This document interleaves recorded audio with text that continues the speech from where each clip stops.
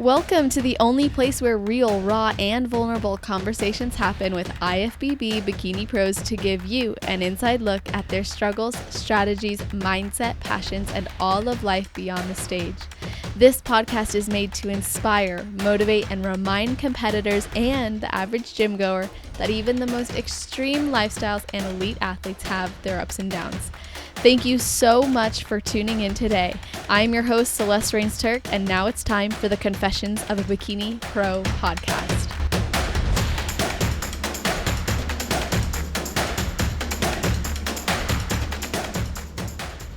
Hi, everyone. I am so grateful to have you all tuning into this episode with someone who has been competing for 10 years, was Utah's very first bikini competitor to qualify for the Olympia, and just competed at the Olympia at age 39. She's recently married the love of her life after being in an abusive and toxic relationship for 16 years. Then her and her new husband brought their families together, have 5 kids, and I am so excited to be talking to Kerryne Henich. How are you doing? Hey, I am so good. How are you? I'm awesome. Like I said before we hopped on, I'm just very excited to be talking to you. And to everybody listening, I literally just connected with Kerryne on Instagram very recently. After going through a lot of her posts, I was like, I have to bring her on. So I'm very excited. And I do have to ask you, I always start with this question, and that is, what is the one thing you think about or do, or some sort of ritual you have right before you step on stage? So there's a lot of girls that I think get really, I don't know, like have to be kind of taking pictures and just more like chatty. I literally just kind of shut down and I have to get in my zone, and I don't know, I have to kind of go off by myself and just think about the stage and like exactly what I'm going to do up there, even though my routine doesn't really change a lot, but I really have to kind of just get in my zone. I'm a very like shy person. And so the stage is definitely not something that comes natural to me. I'm not at all good at being in front of people. So I just have to kind of chill and just get in that zone and get ready before I go out there. So just taking time to myself. Wow. I didn't know that you were a shy person. And how did you, I guess like this is such a loaded question, right? But how does a shy person like get into this sport? Like what inspired you to actually take it to the point where you're stepping on stage? So for me, like stepping on stage was really about overcoming some serious demons in my life, and that's a very loaded question for sure. But I had a major eating disorder, and it was about getting healthy, and that involved like a lot of really deeper things. But when I first decided to do a show, I was like, you know what, I'm just gonna do it. Like this is really gonna push me over like all of this. I'm just going to do it. And it's my biggest fear is like, I still won't talk in front of people. Like, you can put me on a stage in a bikini. I don't have to speak. I can do that. If you make me get up there and talk, I am running. That's So so like, that's funny. a whole different thing I need to work on. But yeah, getting up there, like I swear the first 2 years, I was so nervous. Like you could see me shaking and quivering and like so scared. But now like, I can do it all day long and I don't get super nervous anymore, but I do need that time to just kind of, get prepared and like just get excited or whatever mood I'm in. I just have to really just digest like, okay, I'm here, I'm doing it. I need to like get in that zone. It's like my Totally. alter ego Really, for like you sure. gotta just tap into it. Like, all right, I gotta get on stage and become this side of me. Yeah. That's really cool. And you've been competing for 10 years, which means Mhm. you've been able to be a part of really the evolution of the division's physique. And I'd be curious to know, like, how do you feel about the way bikini looks now? And to everybody listening, I want to preface this. Kerryne used to do figure, but obviously the divisions have all changed over time. So I'm just really curious on your perspective of this. Yeah. So I love figure. Like I love both, but for me, like I chose to do figure in the beginning because my ambition then was to really just gain weight and put on size because I was already very, very small. And even though when I first started competing, it was bikini's first year. And my trainer at that time was like, "You're already so tiny. You could go and win bikini. You could get your pro card right now." And I probably could have, but I didn't want to. I wanted to really push myself, and I really wanted to just see how far it could go. And I knew I needed to get healthy and gain weight. So my decision was to stick with figure. However, I was definitely not ever going to get big enough with figure, and I couldn't put on the size needed. So after a couple of years of that, I decided for my body type, bikini was better. I absolutely love bikini. Hard for women my age, I think, when you've been lifting for 20 years or 15 years to you have that muscle maturity and your muscles are so mature to look softer and fuller like they want. And so it's kind of hard hearing that every show from the judges. You need to be softer, you need to be fuller, and you just can't. Like it's impossible. Wow. I don't know how to do it. So I think for me, like that's frustrating because I've been lifting for years and my muscle is it's just mature. But I absolutely love the physiques and I love watching them, try and change it up. But that's my frustration with that. It's just that it's very hard to like keep adapting year after year. Like, okay, now we're tight. Okay, now we're fuller. Now we're softer. Okay, now they want us really lean again. Like that's hard. Yeah, absolutely. It seems like the standards, in some divisions, it seems like, okay, well, you can like keep getting bigger, right? But Mhm. in this division, it's very much of like, well, we want the fuller, no, we want the harder, the softer, whatever. And then it could be Yeah. different, like show to show. It's like, okay, well, in a span of a year, especially as a pro, I know you have to do a lot more shows now to actually be able to qualify for Hmm. the most prestigious stages. And that's a tough thing to do, is to constantly be molding your body. So it's kind of like you got to be ready when it comes time, like to step on that big stage that you have been training for, or just any show really. But you have to be, I'm sure, really informed about who's going to be there and what you need to expect and do to be ready. Yeah, and even like I don't know, my body type's different. If I gain even a couple pounds, it goes right to my lower body. So for me, like I know exactly where my weight needs to be in order to look tight enough, but then I look too small for some judges. So some judges certain looks. So it's just hard, like trying to pinpoint and pick your body apart. It's very, very, very hard. Like there's just going to be certain parts that you can't please, and it's okay. Like I've just learned this last year with working so hard and like trying to perfect everything that I really like my physique to look a specific way, and I've done really well, and I'm okay with not everyone liking me. It's okay. Like I like the way I look in specific shows. Like I liked some shows better than others, but I feel like my biggest challenge is just making sure that I'm happy with each look I bring. So, Yes, and that actually answers a question I was thinking about when you said, you can't please everybody, is because a lot of people, when you talk to them, the people who don't compete in bodybuilding or who don't necessarily understand it, they might say, well, why do you do it then, right? If it's such a subjective sport, why do you do it? And mhm. I think you answered that perfectly. Is it's like, if you can continuously bring your best every time, you like the competition, it keeps you healthier, it keeps you moving in a direction you plan to move in, or whatever it might be. Yeah, It goes so much deeper than getting a high score, or becoming like the best of the best. Obviously, we don't compete to lose. Most people don't. right. But it's also a matter of finding like the little things and the happiness within the sport aside from the judging. For sure. So you've you've also been in the industry of fitness for a while, and within Mhm. like the industry of, let's say, like bikini, bodybuilding, a lot of supplements, just the fitness industry. What would you say are some of the big differences you've noticed, like sponsorship opportunities or events, things like that? Like, what have you noticed within the industry itself? I think you're always gonna have like people wanting to give you things and to ask you to promote things. And I don't know, for myself, like I've learned it's okay to be picky and like you don't have to just take everything that comes your way.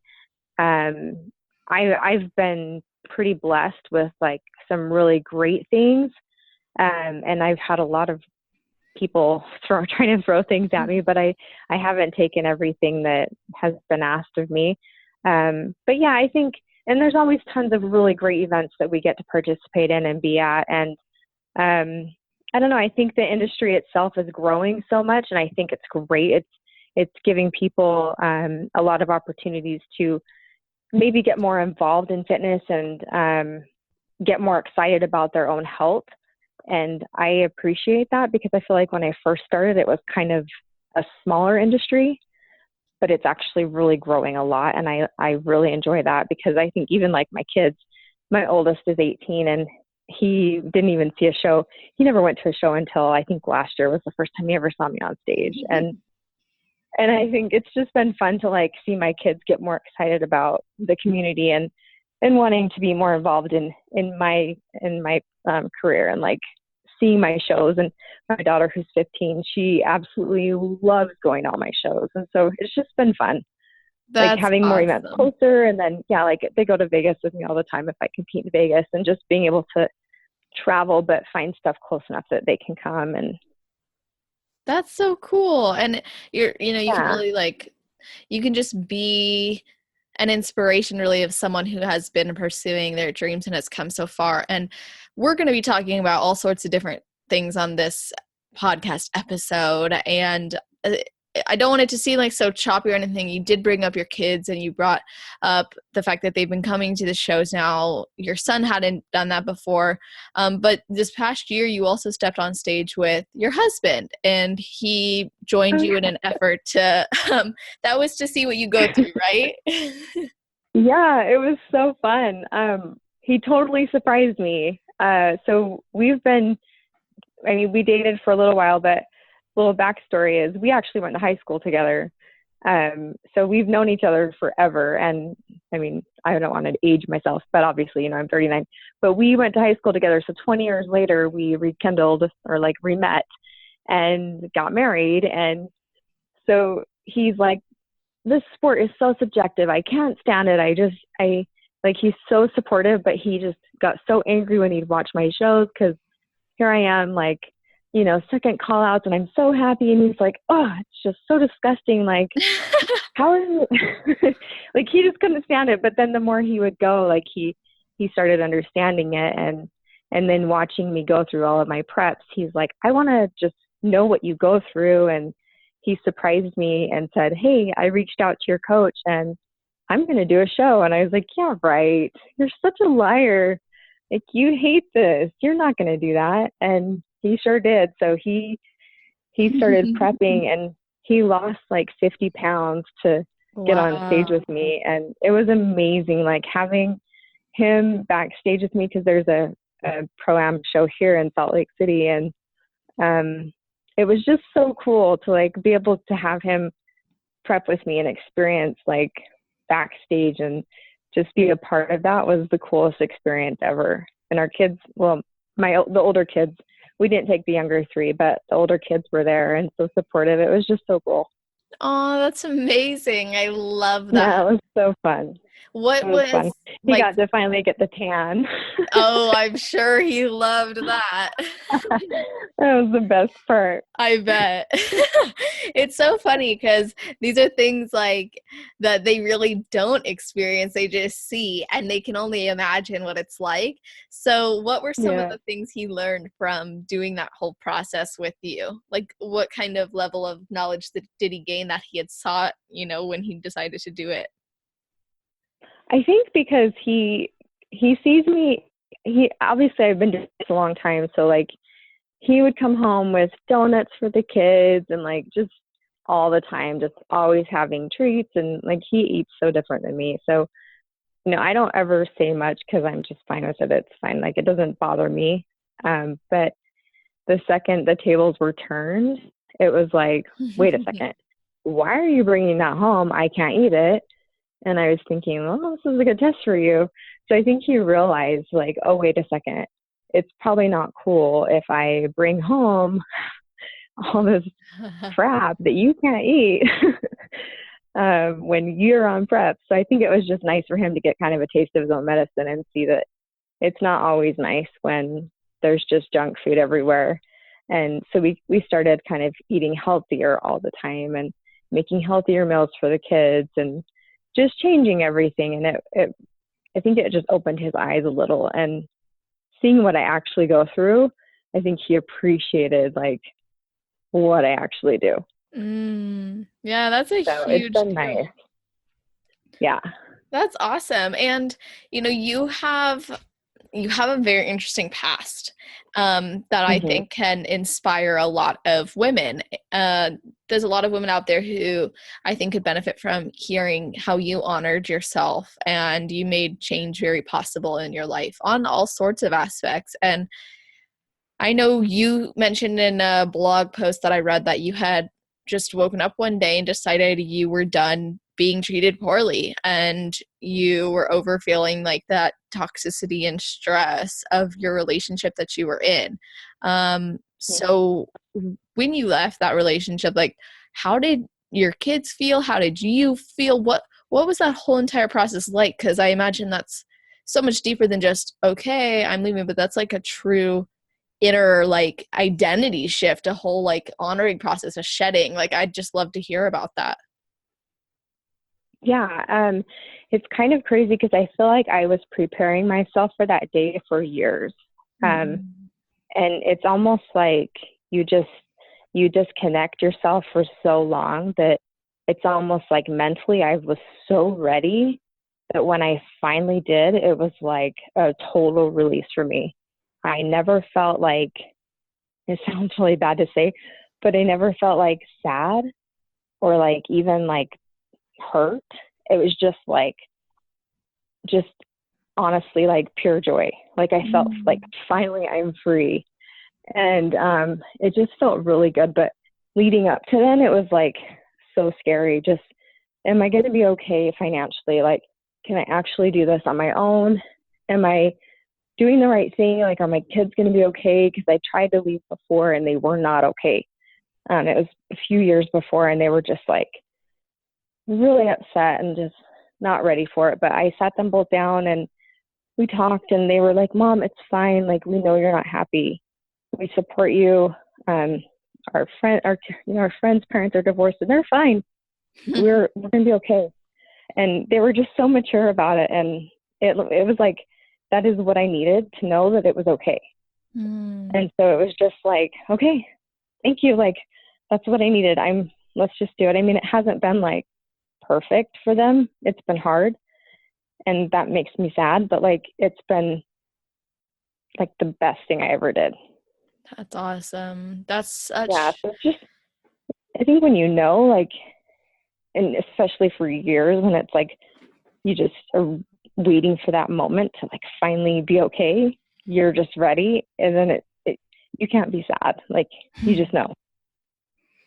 wow. I can only imagine what that would feel like. It's like such a incredible act of self-love and liberation and like freedom. And I think, this is something people seek on all sorts of levels in their life, whether it's in their relationships or through their body or um through the work that they do. Like we're constantly seeking like forms of like self-actualization. And I feel like that was such a turning point in your life. And I would love like for you to explain, did that have anything to do with you getting into competing?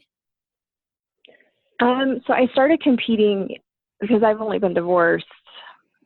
I mean, I started competing long before that, but I think competing definitely helped kind of start building that platform for me to like start feeling more confident and just being able to, I guess, get more in tune with, first of all, my body, and like falling in love with who I was. I went through a ton of therapy with my ex, and like just learning about like what does career need, like what do I actually need in life? Like, am I fulfilled? No, I'm not. Can you fulfill me? I don't think so. Like, you just learn a lot going through 4 or 5 years of therapy. And when someone's going through it with you and you feel like you're trying so hard and they're not, and the same mistakes and the same patterns keep happening, and you feel like, hey, am I crazy? Or am I doing something wrong here? Like, you just learn, like, okay, I actually love the person I am. I love the person I've become. I feel strong. Something's got to change. He's not, I will. So, like, you can stay in the situation and be miserable, or you can walk away. And for me, it was walking away was the only option I had. Absolutely. And that's the best thing that you could have done and did. And now it's Yeah. transformed your whole entire life. And like, what would you tell someone who's going through something like that? Like, what would you say to them? How could you empower them to do the same for themselves? Well, I always think, like, I wish I would have left, you know, years ago. But the truth is, like, I feel like I needed everything I went through to become who I am today. And so I always feel like you need to just go through everything you have to go through. So I feel like you have to give it everything you have so you don't have any regrets. So for anyone going through a hard situation, make sure you feel like you're officially done. Like, you really have to feel, did you give it everything? Did you try your hardest? Did you go through therapy? Did you do everything you possibly could to fulfill that relationship? If the answer is yes, like, what are you doing? Because you can't make someone give you back what you're giving. Like, you can't make someone be faithful. You can't make someone be honest. You can't make someone love you or want you or treat you right. Like, you can only control yourself, really. Like, the chances that they're going to change are slim to none if they haven't through all of that. So if you've gone through everything and you've done all the therapy and you've done everything you can do, then it's probably time to walk away, or, you have to put yourself first at some point. Yes, I love that. It's so true. Putting yourself Yeah. first is like, I think is the most important thing we can do. It allows us to then show up on all levels and other areas of our life too for ourselves completely, rather than just as this half or less than half version of ourselves. So, I asked a lot of the people who listen, and I asked my social media like what they would want me to talk to you about. And we're going to talk a little bit about like glute and hamstring development. But I Okay. also really quickly want to dive into the topic of the eating disorder that you had, as Mm-hmm. that was one of the pivotal moments again that allowed you to start regaining your health back, something you went through that helped you to be who you are today. So what's your history with that? I think a lot of people struggle with self-image issues, a lot of young girls. I'm sure mine started long before it really developed into a full-blown eating disorder. But like, as a child, my family life was not wonderful. Like, we had a family of 9, so I've got 8 siblings, which is a lot, not uncommon for Utah, but still a lot. But my parents, like, I grew up in kind of a home where it was very verbally abusive. I had siblings with addicts, like drug addicts, and like, it was just a very like toxic home, and constantly told, you're never going to amount to anything, you're not good enough. So you kind of have that mentality anyway. And then flash forward to, I meet my ex-husband, and you get told, oh, I'm pregnant, if you gain weight, I'll divorce you. If get fat, like I'm going to leave you. So that obviously is going to mess with a young girl's head. And it's just like all these things from life obviously messed with me enough to make me not want to eat. So if I did, I had to get it out of me. So from like the year 2000, when I got pregnant with my son and had him, I started having issues with food. And my ex-husband was just not very good about complimenting me or saying nice things to me ever. So for me, it was like, if I could do anything to get attention from him, I would. And it was like, oh, if I lose weight, he'll notice me. He'll notice me. So I just wanted to do anything I could. And it was just, it makes me so embarrassed to even talk about it because it sounds so stupid. But I probably, from 2000 to 2008, basically just starved myself. I mean, it was just sad. It makes me so sad to think about it because I was just such a mental mess. Both pregnancies, I think I gained 20 pounds, 22 pounds. My kids were fine. I don't want to get hate mail or anything. Like my kids were healthy. My doctors never worried about my weight gain or anything because I ate well when I was pregnant. But my kids were good weight born and everything. But right after I had them, I was back to, what can I do to lose this weight? I've got to just get it, it's all got to be gone. But I didn't gain a lot when I was pregnant, either one. But yeah, I just had that always in my mind. If you get fat, I'm going to divorce you. And then with the cheating, it's like, well, obviously I'm not good enough. I'm not pretty enough. I'm not skinny enough. I'm not this enough. I was just never, ever enough.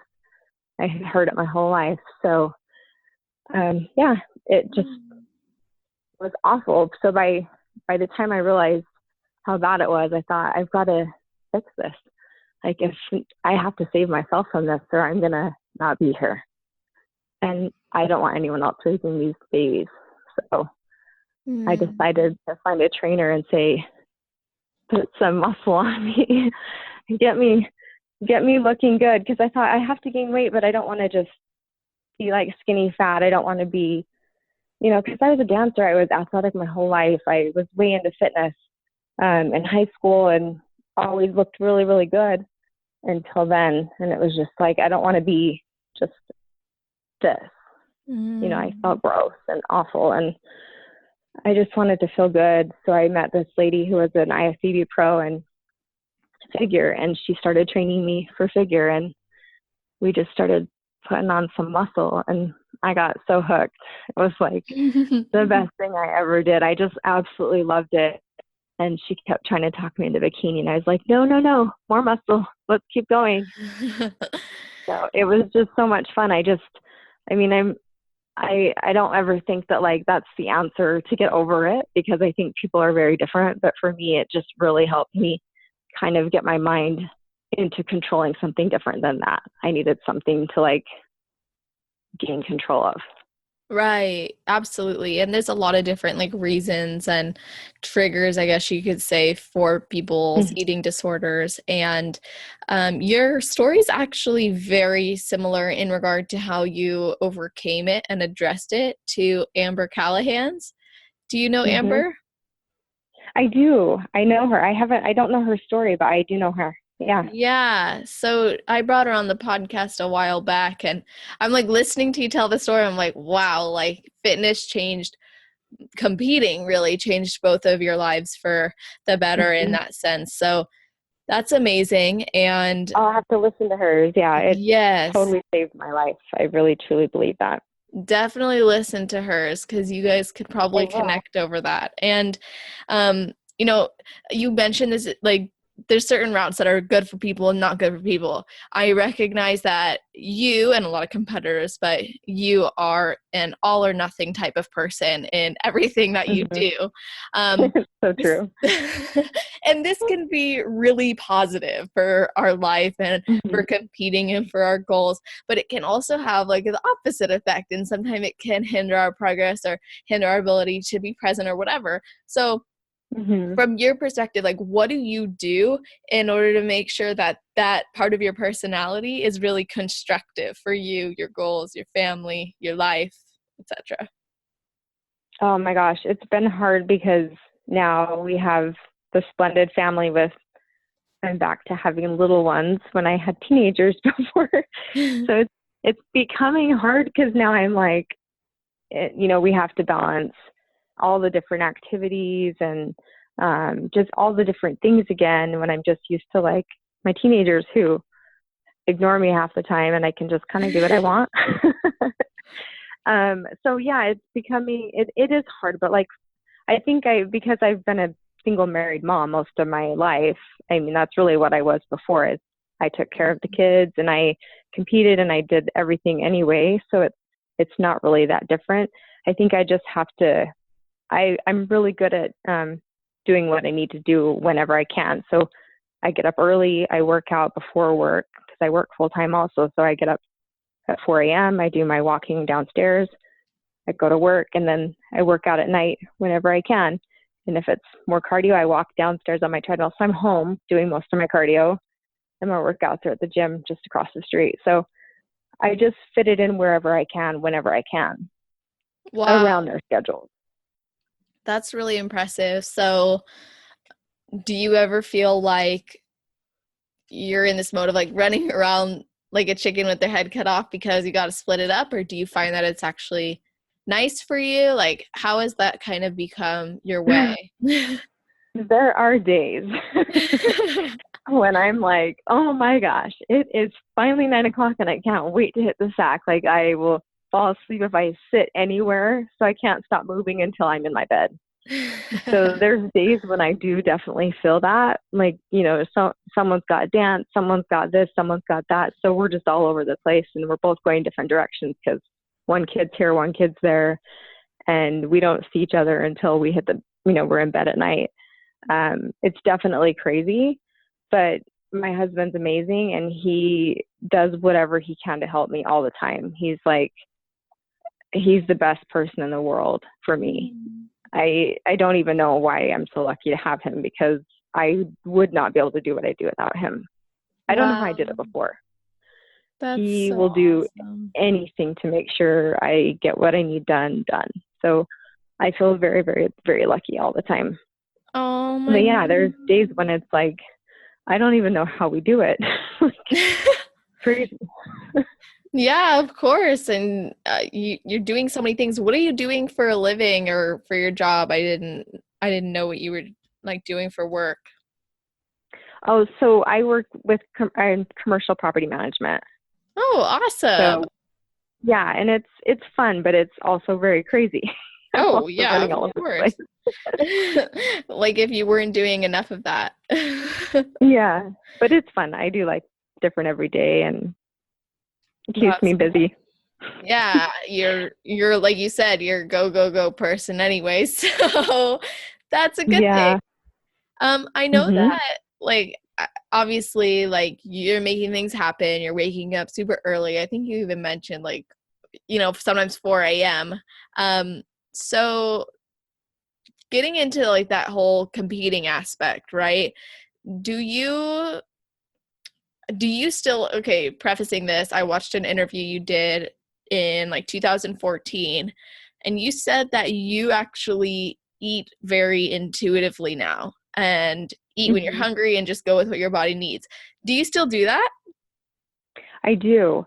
So Wow. I do have a meal plan from my coach. But I eat from that for the most part, but like I don't eat like 6 meals a day. I haven't done that in a long time because I felt like one, I don't have time. I really don't because I'm so busy. And two, like I'm just not always hungry for 6 times or 5 or 6 meals a day. And then I just felt like I was just making myself eat. I was forcing it down and I just couldn't. Like I would just make myself sick almost. Um, but yeah, I felt like when I started eating just whenever I was hungry, I was actually eating probably more or just as much, but less often. And it Yeah, was more satisfying to me because I actually wanted to eat. totally. Like it wasn't like a chore, like could cross this off of the Yeah. to-do list.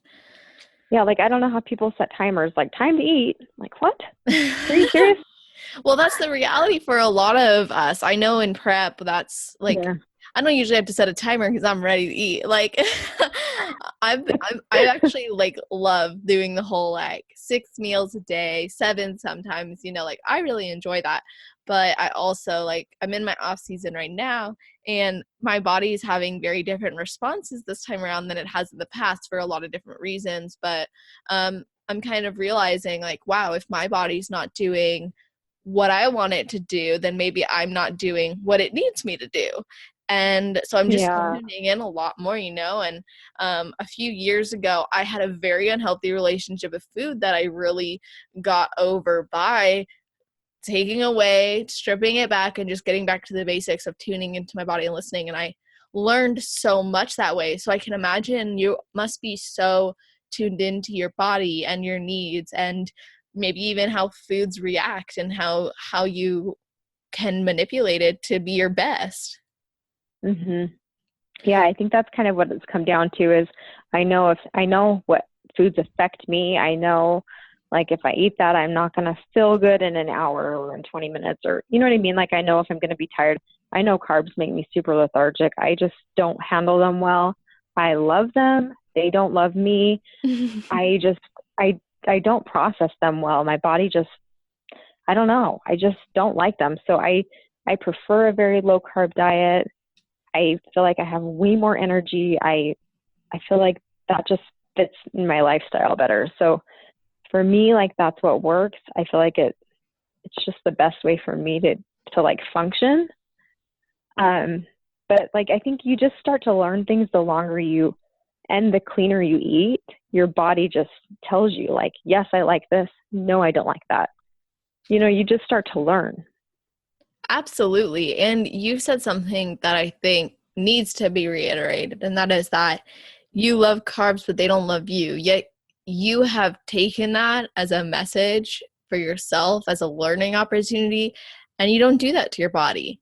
There's a lot of people who Mhm. know there's things that don't sit well with them, hurt their body, don't enhance their performance, don't allow them to show up as their best self, don't give them energy, but they eat it anyway. They do it every day. They don't think twice about it. Literally, there are people, as you know, who just eat because it was breakfast. It's like, wait, Yep. you're not even thinking about it? Like, you didn't even consciously decide what you were going to eat.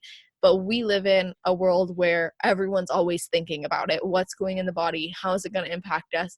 So there might be some people listening who don't know how to do this or who aren't doing this. So when it comes to actually making that decision that, what, even though I love my, let's say my carbs, I know they don't make me feel well. So I'm just going to stop eating them. Like, what is driving you to finally say, yeah, I'm not going to put that in my body then? I think for me, I actually discovered it when I was doing figure and the last week before a show, I carb depleted and I felt awesome. And like everyone's whining because they're like so tired and they need carbs. And I'm like, dude, I feel amazing.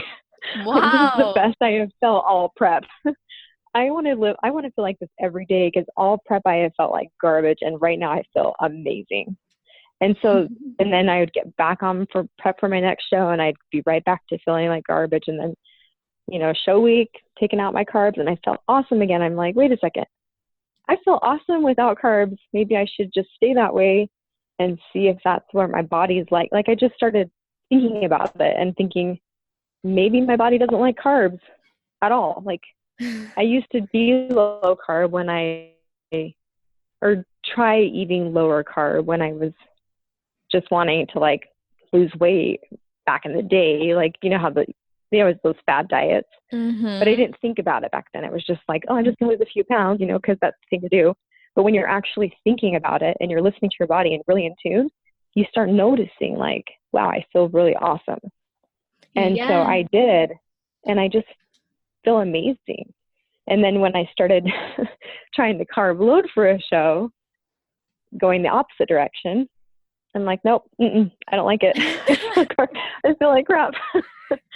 So I just don't like it. I don't like carb loading. I like staying low carb. It's just my body just does not like them. I That's just get really so tired. Yeah, and it's cool that you were able to come to that realization and actually commit to it and test it and be willing to test it. Like, I know there are people who have like feelings, but then have these other feelings that hold them back that, from, let's say, beliefs or whatever, like, oh, well, my coach has always given me a plan like this, therefore I can't change it because what if I ruin all my progress, or what if I have to start all over, or there's fears and there's Mhm. doubts and things like that. But Yeah. you said, you know what, like, I already know this is best for me, I'm going to keep trying it. And you've obviously been able to be successful in the sport, living this way and competing this way and training this way. You qualified for the Olympia, like, come on. um, I and know. like, this is amazing. And yet you're doing it differently. So I think, you know, a lot of I know a lot of audience that I have are used to, like, either bro diet or macros. So I think it's very Hmm. cool that you're bringing a different perspective on. And I have to ask you, because I said I would, and I was asked to ask. And I actually am very curious myself, because I looked at your glute and hamstring development, and in the past 3 years it's been really awesome. You've come such a long Hmm. way. So we're going to talk like specifics. What's like your favorite style of training for this? Okay, so this is funny because I was like obsessed with the hamstring and glute tie-in Hmm. when I switched to bikini, like obsessed. I'm like, I don't know what I'm gonna do, but I'm gonna get that sucker. And so I started doing like deadlifts like crazy. Like Just um conventional RDL, sumos. just straight leg deadlifts. Just Okay. like crazy. Like I'm talking not even they don't even have to be super heavy, but just I was doing them like probably at least twice a week, but maybe like 8 sets of like 10 to 12 at least twice a week. And then just like it didn't even have to be on leg day, but probably like back day and leg day. So I was doing them constantly. Um, and then I started doing um, so when you do your bikini, like your back bikini pose, I don't know, for me, like I couldn't ever like engage them. Even though I knew I had them, I couldn't engage them. So when I start to do my posing, I would actually pretend like I was doing a deadlift. And then so you're engaging it. So right when you get to the top and then you straighten your back, I could feel my hamstrings engage. So when I'm practicing my posing, I was actually doing like deadlifts before I would practice my back pose, because then it would teach myself to like engage my hamstrings. But that Mm. was helping me like actually teach myself to engage them in my back pose, because I don't think your mind can actually connect to that muscle until you start practicing it that way. But Girl, then you when I was, are yeah, so when you, yeah. well, when you do deadlifts, so when you're doing straight legged deadlifts, start thinking of your back pose when you get to the top. Like as you're going up, think of your back pose. But then I started doing like cable. I don't know I don't even know how to explain this, but just on the cable machine, just I don't know how to even say this, but I was doing It's basically a deadlifts with bikini the girl cable workout. machine. It's so crazy. I don't know. I Hanging switch them up a upside little bit, but down. really, you just you just go and you bend down and you pull it back. I don't know. I really don't do anything crazy. Just a ton of like just straight legged deadlifts. I don't do a lot of sumos. I don't do anything crazy. Just the basics, but I do a lot of them. It's Awesome. all about just mind to muscle. And then if you put a band around your knees so your knees don't flare out, it keeps them really tight. That helps too. Oh yeah, of course. Like making sure that you're like keeping some form of internal rotation within the hips, that helps to engage the hamstrings a lot. Yeah, it helps you squeeze them as you're squeezing. You'll squeeze in instead of pushing out. So it just helps everything stay really, really tight and connected. But I seriously think my mind to muscle, I just think of my back pose in when I'm doing deadlifts all the time.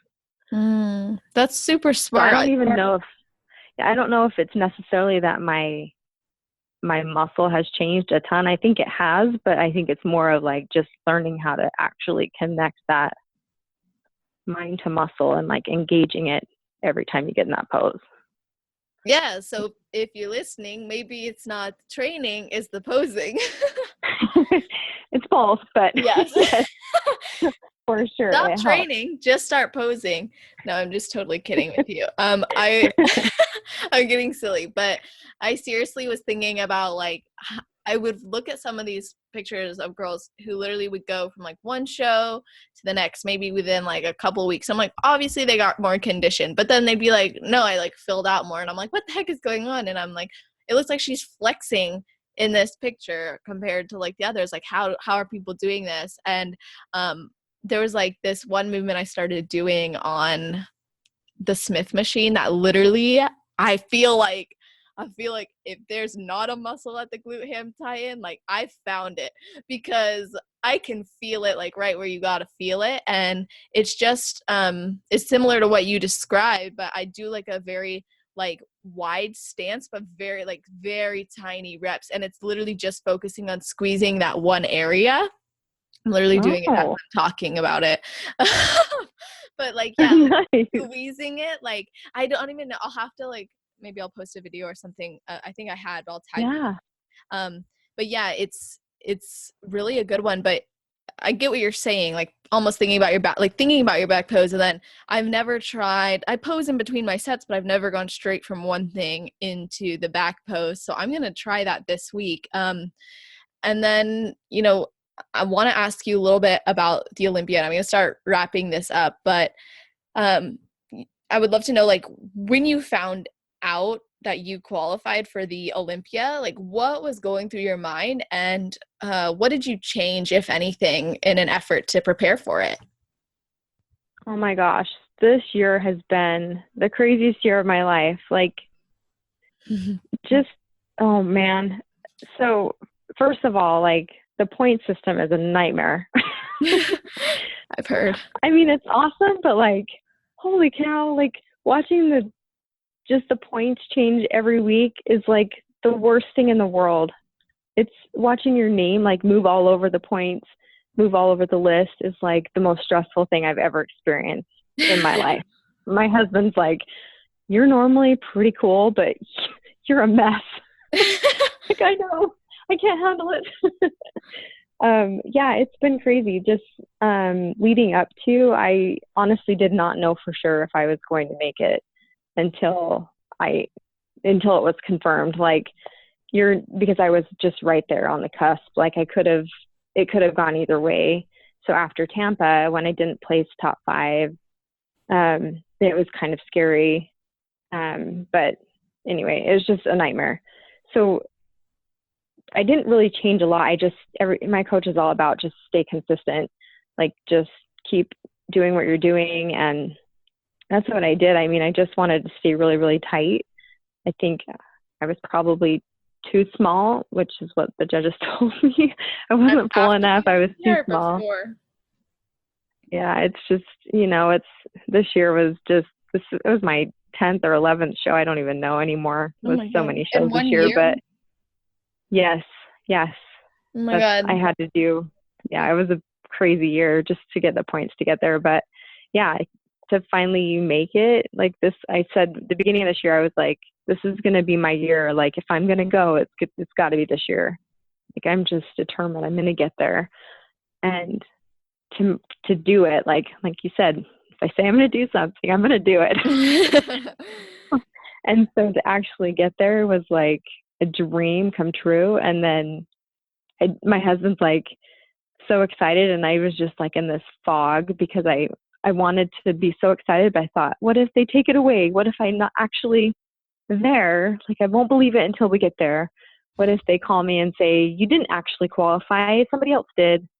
It's like you don't really believe it until you show up.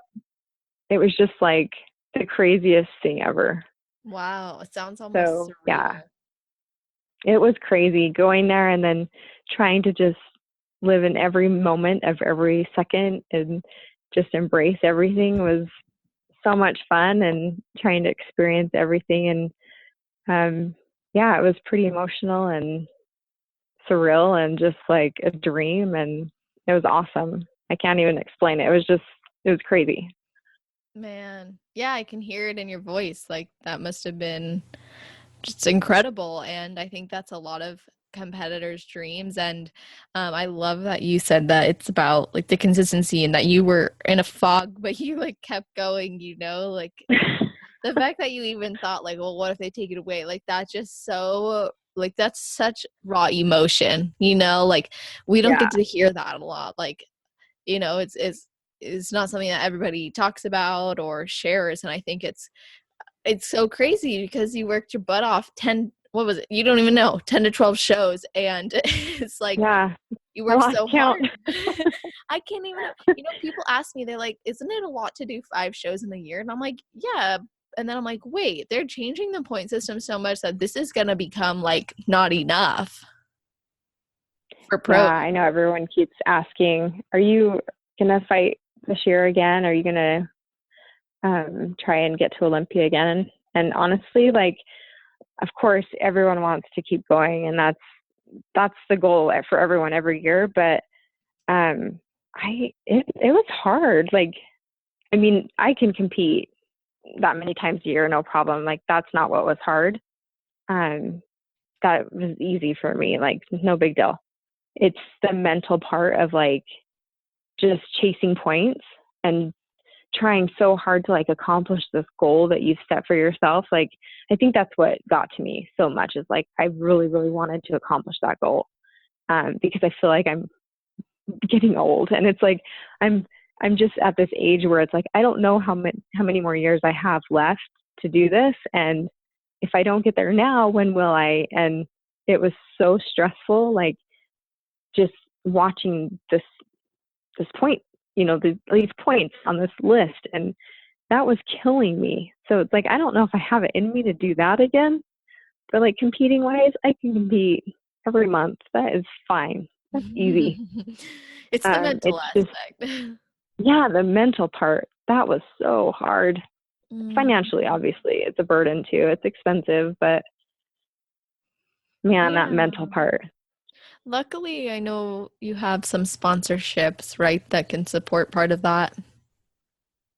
I do. Luckily, my suit sponsor, Angel Competition Bikinis, they are seriously the most incredible, just the kindest women I've ever met in my life. They were Olympia. They're so sweet. I don't know if you guys have ever met them, but I've only oh, ever they're just talked the to her. sweetest. Uh, Sorry, what was that? I was just saying, like I've only messaged with them on Instagram. Oh, they're so sweet. But they do my suits for me, and they are just gorgeous. And I am so so lucky that I was able to get with them this year, especially having done so many shows. But Mm-hmm. um, they are just so sweet, and they get my suits so quick, and they're always so beautiful and perfect. Um, and then I'm with Warrior Fuel as well, so they get all my supplements for me, and I love every one of them. So yes, I have some awesome sponsors, and very lucky with that. That's so awesome. Yeah, it makes a big difference, I think, in competing. Like every little bit counts. And I definitely, it's like, well, if it's one of your favorite hobbies or something you like to invest in, it's of course it's worth it if it helps you. So I love that you Mm-hmm. have found that, and there's so many people supporting you in that journey as well and who believe in you. And I know I'm really glad that we've connected, and you've just shared. I mean, we've really gone awesome and far here, so I'd love to just leave the audience with a piece of your advice. So maybe you could give some advice for a person who is considering competing, and then maybe a person who is currently competing and on their road to pro.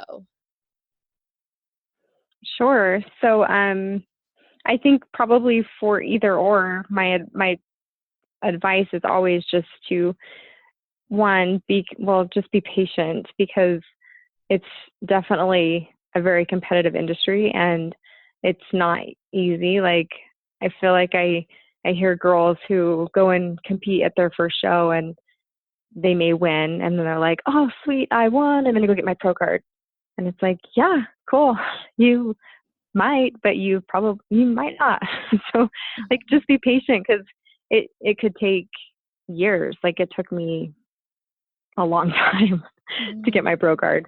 And then some girls do, they get it super fast and then, they're on their way, but like, just don't get down on yourself if it's not super fast, and just enjoy the journey, because you'll learn so much along the way and you'll meet so many amazing people. And like, it's so worth it to just take your time getting there, because you'll appreciate the sport so much more and you'll learn so much about yourself. You'll get so much more polished, because once you get to that pro level, it is not cheap.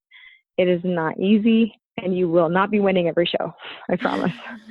Like, it is so competitive. So I feel like, and if it's your first show, just, oh my gosh, just enjoy the experience, because you only get that first show one time and that's it. And then from that point on, it's no longer your first time ever again. So that has to be so special, and just enjoy it. Just take it for everything and take all the advice you can get from whoever you can get it from. And just after that, be consistent. I don't know. I think people have like so much in an off season where they're like, oh, yay, I can eat whatever I want. And then they fall off the wagon and they're so depressed. But just be consistent all year. You'll see so much more progress that way. I love it. That's such great advice on all levels. And I appreciate you taking the time to be here. And I would seriously love it if everybody listening who has benefited in some way, or has some main takeaways, or just has gratitude they'd like to express to Kerryne for being on and sharing so much, can you just let them know where they can connect with you and how they can get in touch with you? Sure. So my Instagram is just my name. It's Kerryne Henich, and that's Henich. Super original. Awesome. That's it. Easy. And to Easy everybody, enough. yes, exactly. There's no extra, whatever symbols or anything. So to everyone Mm-mm. listening, you can see all of that in the show notes. I'm going to put a link to her Instagram. I'm going to put a link to her website, and you'll be able to see all of that, connect with Kerryne, and make sure that you let her know how much you enjoyed this episode. And if this is your first time listening, welcome. Please make sure that you subscribe so you never miss another episode. And all the show notes are going to be on www.celestial.fit/podcast. And thank you guys so much for listening, being here, and Kerryne, I really appreciate everything that you shared. Thank you so much. Yes, absolutely. So have a wonderful rest of your day, night, or morning, wherever you are in the world while you're listening to this